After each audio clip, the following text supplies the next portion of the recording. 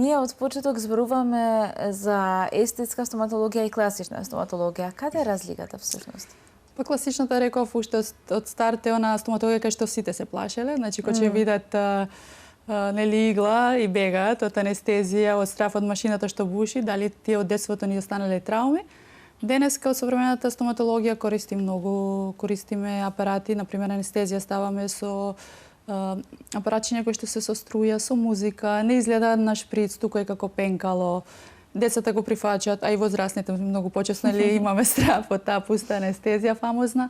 Ги немаме оние отпечатоци кои што се полни со отпечаточна маса, па ги отпечатуваме забите како еден вид непријатност. Имаме скенери каде што поминуваме во забалото од горната и долна страна. Истовремено во компјутер ни се дава формацијата на забот.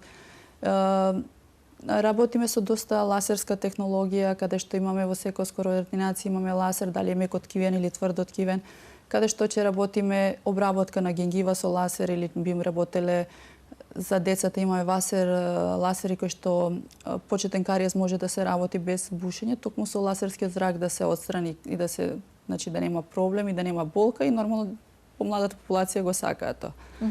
Таа е таа технологија која што оди напред е сега дополнително со техничките делови се усовршуваат, а сега во естетиката влегува и таа фамозна или што реков биорегенерација, каде што сите сакаме нешто да стимулираме и да регенерираме, како што се пијат секакви суплементи, така да и во нашето тело ни треба нешто да вградиме.